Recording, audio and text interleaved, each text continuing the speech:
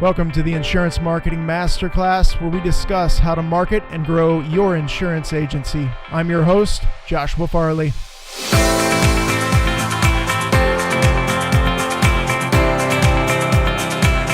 The title of today's episode is Why Your Website Should Never Be Just a Billboard.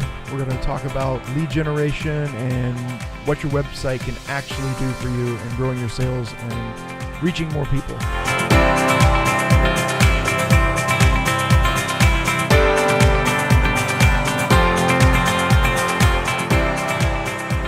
All right, welcome to the show.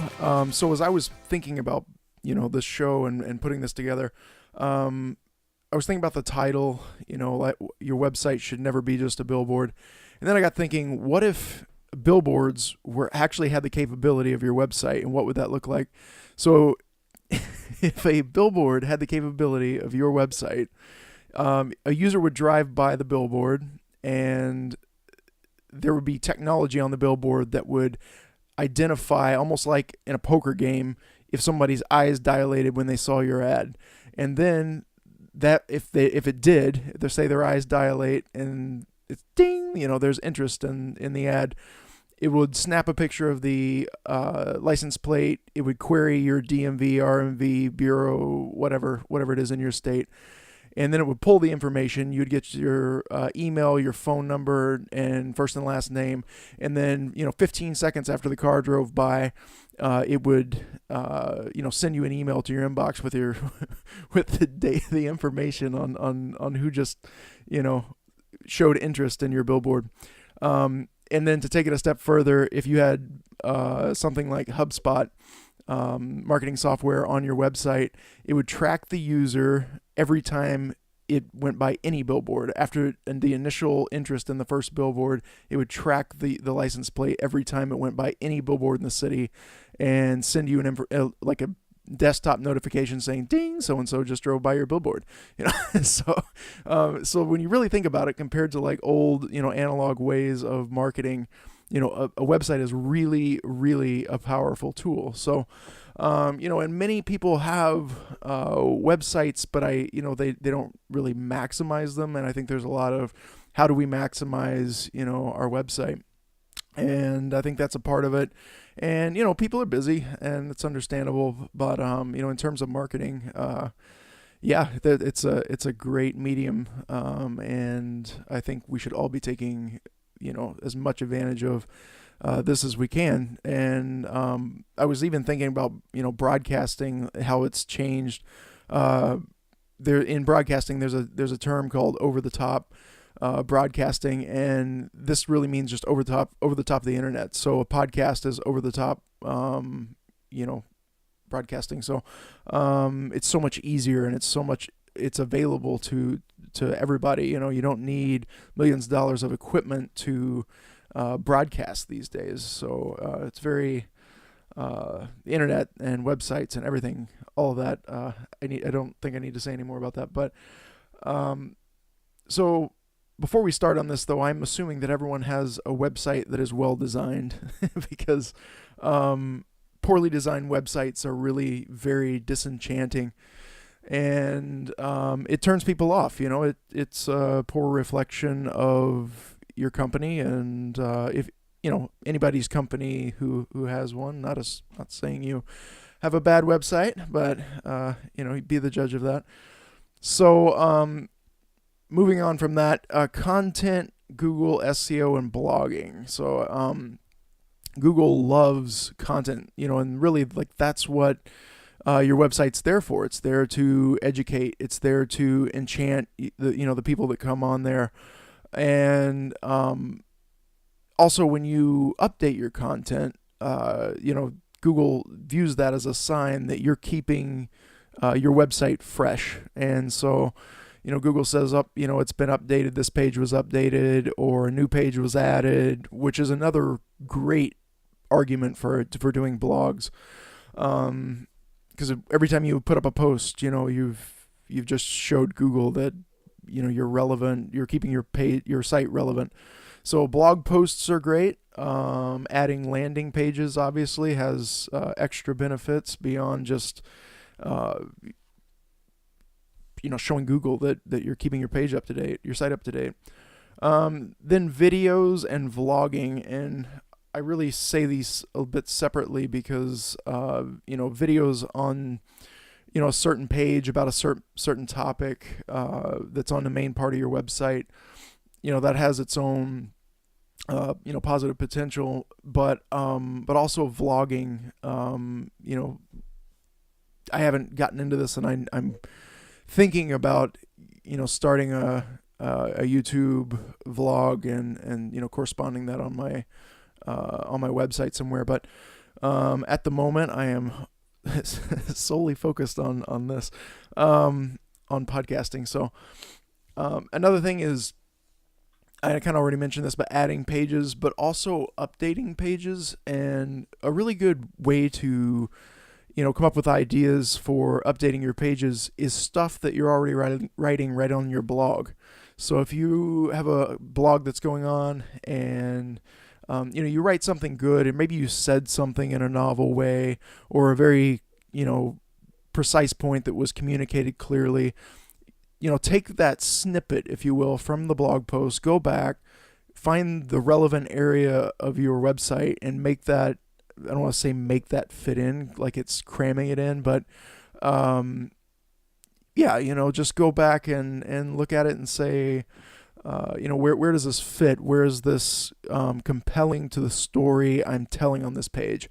And use those ideas, and just keep your content fresh, as you come up with stuff. And in the same kind of way, it may not be something that you've put on your blog. It could be something that you said at a networking meeting, and you're like, wow, that was a way I've never presented, myself, or my agency, or, insurance products. So, it could be the difference maker in how somebody views you, and so keeping those pages up to date and really honing, sharpening your sword, if you will. And so that's another great way to keep your content up to date and relevant. But up to now, in this particular episode, we've really only talked about attracting people or enchanting people on the site, and with good branding and valuable content. But in addition to that, the real reason you should have a website, aside from enchanting people, is converting traffic. And I think those really go hand in hand. But even, I would say a lot of the insurance websites that I'm on, they have, it's not terrible websites. Most of them, they look good. They represent the brand well. They represent the agency well. They have a very open feeling. You can see the faces of the people that you call and talk to. But a lot of agencies do not do, lead generation through the website. And I think that's a very valuable thing being missed out on.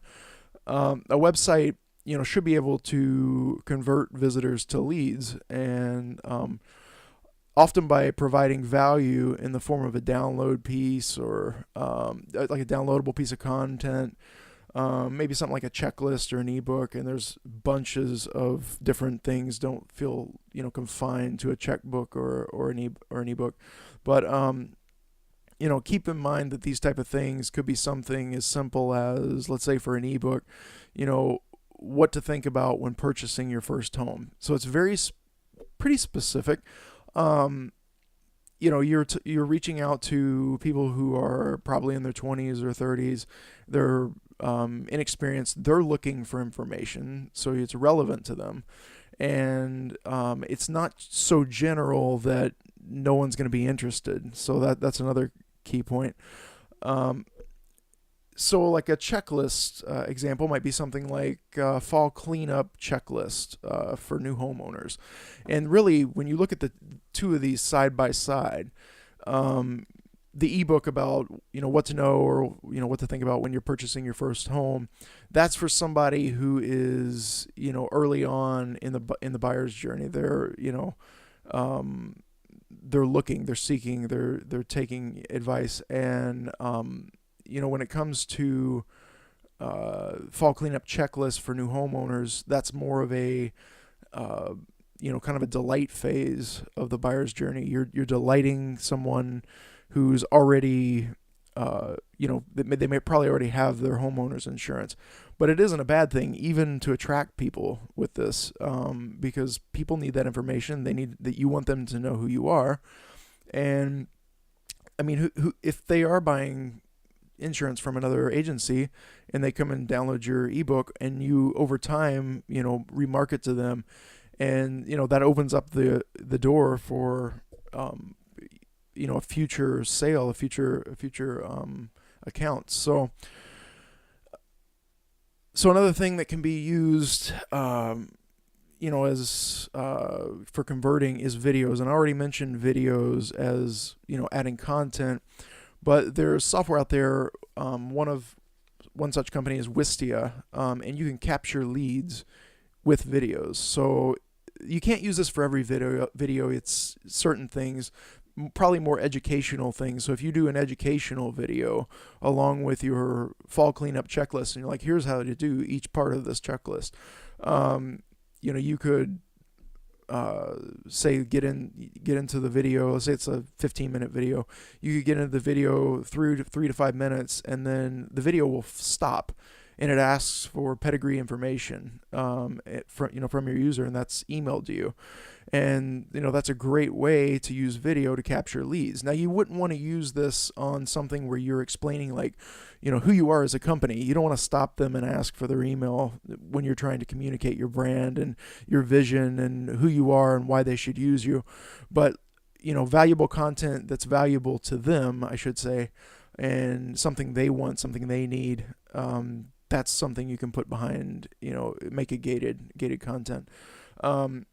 And then another thing you could do is online courses that you promote locally. So an idea would be, now this kind of is on the website and off the website, but you could partner with, say, several local real estate agents and offer classes to new home buyers. So, you could connect with the real estate agents, hand them a card with a QR code and a shortened link, and people come to your website and and they register there, and that gets them on their website. That gets them used to, first off, it exposes your brand to them, and then it also opens up the door for them to look around your website and just kind of overall know who you are. And if they're signing up, they're converting as well. So that's basically it for this episode, and I hope that's helpful. And have a great day.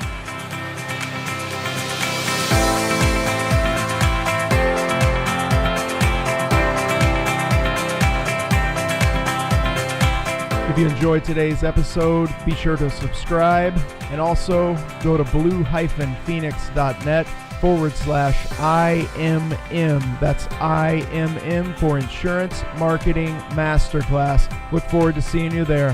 Have a great day.